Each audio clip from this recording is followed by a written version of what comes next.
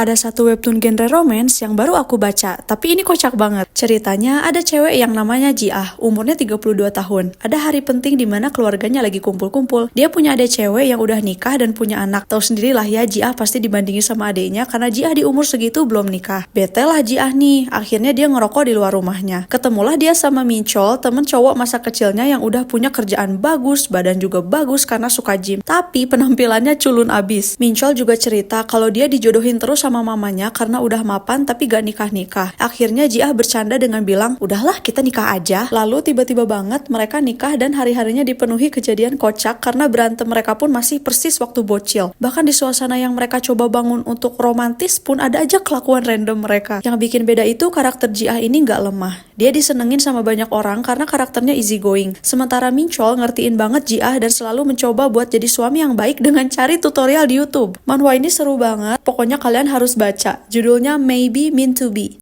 Buat kalian yang lagi diet, mungkin manhwa ini bakal relate sama kalian. Ceritanya ada satu cewek namanya Go Yang Sun yang kesulitan buat jalanin diet. Pergilah dia ke suatu klub diet yang cukup terisolir dari kota. Klubnya ini milik Dr. Park yang diklaim ahlinya diet. Saking ahlinya, klien-klien dia 100% berhasil keluar klub dengan badan yang langsing. Kalau belum berhasil, berarti gak boleh keluar dari klub itu. Di awal episode bakal dikejutkan dengan mbak-mbak cungkring yang sisa tulang berulang doang. Dia ngasih tahu beberapa rahasia klub yang cukup mencurigakan. Mulai dari adanya anggota yang ngilang, isi dari menu diet yang 0 kalori, sampai ke metode-metode aneh yang digunakan untuk diet. Menurut aku, manhwa ini ngangkat tema yang cukup unik tapi relate di kalangan masyarakat. Dikemas dengan genre thriller yang bikin gemes. Judulnya Suspicious Diet Club. Kalian bisa cari ini di webtoon Indonesia juga.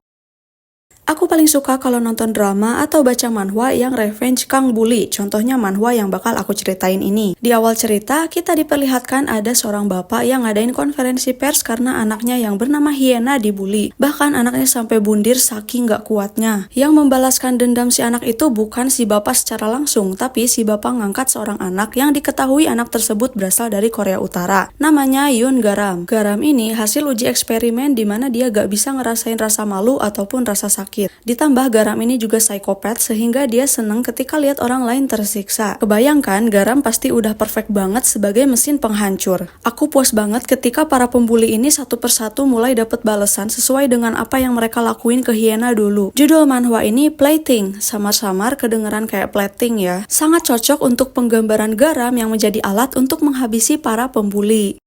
Di manhwa ini ada orang ganteng super OP yang bisa berubah jadi kucing, mana kucing oranye gembrot. Ceritanya ada MC yang gak seperti MC bernama Jiwo. Keinget anime apa ya? Di sini Jiwo menemukan kucing yang kelihatan lemah, terus dia rawat. Gak disangka-sangka kucing yang dia rawat itu ternyata om-om tampan. Namanya Kaiden. Dia seorang awaken atau orang yang punya kekuatan super. Dan ternyata Jiwo juga seorang awaken. Sebagai seorang newbie, Jiwo pun diajari sama om-om kucing oranye ini yang diakui sebagai nomor 1 di antara para awaken. Banyak para awaken yang iri dengki terhadap Jiwo karena ia diajari Kaiden yang dari dulu gak pernah mau nerima murid. Sedikit spoiler, di beberapa episode ke depan kucing jadi-jadian ini bakal bertambah loh. Buat yang mau baca, judulnya Elicid. Coba kalian yang punya kucing periksa ulang deh, jangan-jangan dia bukan kucing.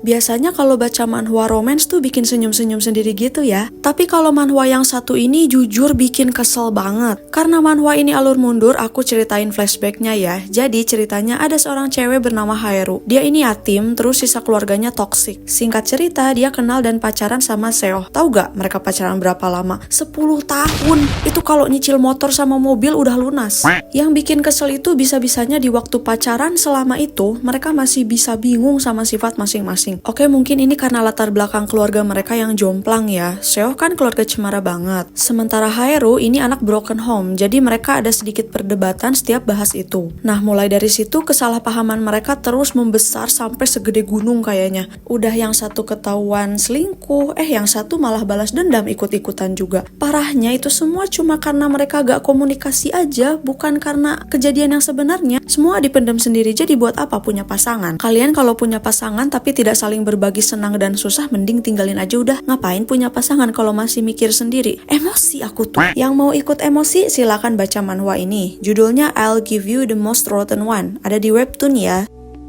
Kalau biasanya orang pengen jadi MC di manhwa romance, kalau aku pengen banget jadi orang di manhwa ini. Jadi ceritanya ada cewek namanya Jiho. Dia disukai sama teman masa kecilnya yang bernama Danwo selama bertahun-tahun. Danwo udah ngungkapin berkali-kali dari dulu, tapi Jiho-nya nggak peka. Klasik lah ya teman masa kecil. Nah, aku mau mengesampingkan dulu kisah romantis mereka. Kali ini aku akan bahas Jiho-nya aja. Barusan kan aku bilang kalau Jiho-nya tuh gak peka ya. Maksud dari gak peka ini orangnya bener-bener gak peka sama keadaan sekitar. Contohnya nih ya, orang kalau digosipin kan pilihannya ada dua, antara cuek pura-pura gak denger atau kesel terus nangis gitu ya. Kalau Jiho ini enggak, dia waktu digosipin bilang gini, senangnya orang-orang begitu memperhatikanku. Terus pas kawan-kawan kantornya ngasih tahu kalau yang gosipin dia itu rekan sebelah mejanya, Jiho malah bilang ke teman sebelahnya kayak gini, maaf ya, aku kayaknya jarang perhatiin kamu deh. Akhirnya kamu cari perhatian dengan cara seperti ini. Tenang, kali ini aku bakal perhatiin kamu. Itu bukan sarkas loh, tapi beneran Jiho ini orangnya positive thinking banget karena diajarin kayak gitu dari kecil. Mana orangnya kocak pula. Maksudnya, look at her face.